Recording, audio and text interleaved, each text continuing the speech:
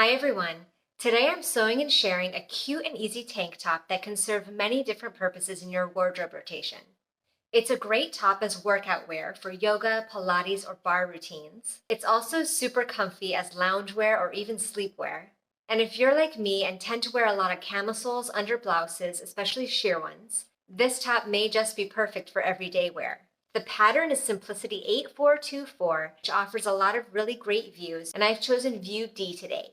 I'll leave the link to the pattern below so you can check out all the details on your own and grab a copy for yourself. I hope you sew along with me. Let's get started.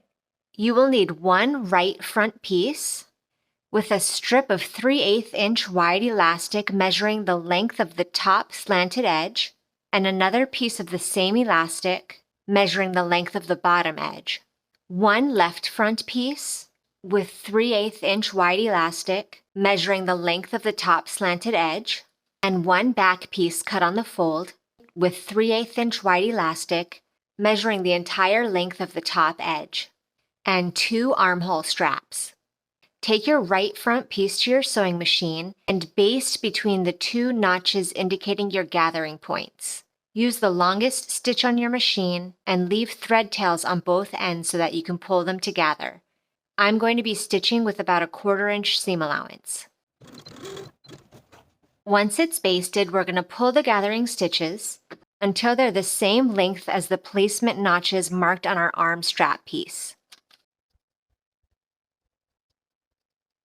Once it matches, you're going to sew on the seam allowance between the same points that you've gathered to make sure the gathers stay in place. So I'm going to sew between those 2 points with a 3/8 inch seam allowance. Now grab the piece of elastic that you cut to match the length of the top slanted edge of your right front.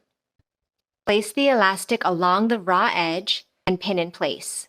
Go to your sewing machine and stitch right through the middle of your clear elastic to secure it to the fabric. I'm going to be using a narrow zigzag stitch on my regular machine, with a stitch width of 2 and a stitch length of 5. Now that my elastic is sewn on, I'm going to fold the top edge back along the inside, right along that edge of the elastic, and clip it in place. Then take it back to your machine and sew again with a zigzag stitch with a 1/4 inch seam allowance. Follow the exact same steps to attach your elastic to the bottom of your right front piece as well. Clip or pin the elastic to the wrong side, stitch it in place, then fold that elastic back to the inside and top stitch. Now we're going to gather between the two notches of our left front piece on this top scooped area.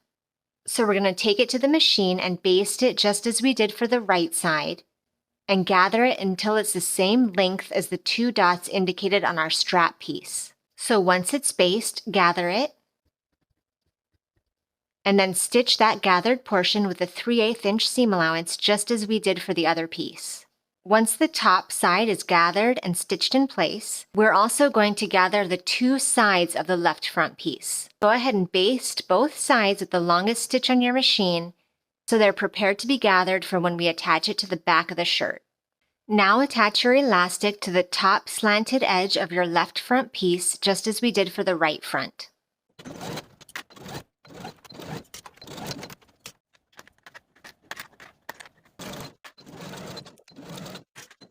And the last piece that needs that clear elastic is the top of our back piece. So go ahead and apply that now. Now place your left front and your back piece right sides together and pin or clip together at the side seams according to the markings noted on your pattern pieces. Start pulling your gathering stitches on the sides of your left front piece to fit between the markings on your back piece. And once they're distributed evenly, go ahead and pin. Do this on both sides. And now we're going to baste these side seams with a 5/8 inch seam allowance. Now that those side seams are basted and held in place, grab your right front piece and place the right side of your right front piece on top of the wrong side of your left front piece. Pin or clip along the side seams according to the notches marked from your pattern piece. Now stitch both side seams together with a 5/8 inch seam allowance using a narrow zigzag stitch or your serger. And now your top should look something like this on the outside. The right and left front pieces overlapped and peeking on opposite ends, and nice gathers along your side seams. Now let's prepare our straps and armhole bindings. Fold your armhole binding straps right sides together, matching the short ends, and pin or clip. Do this for both straps. Sew your short ends with a 5/8 inch seam allowance. Now we're going to attach our armhole binding to the bodice right sides together, matching the seams and the markings indicated from our pattern piece on the straps, matching those with the top corners of our front and back pieces, and pin or clip in place.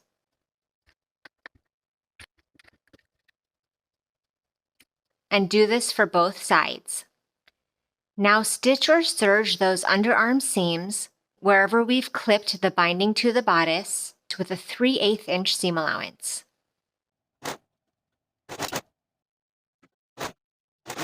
And now that one side of your binding has been sewn right sides together with your armhole, we're going to flip it to the inside and start encasing this seam and creating the strap.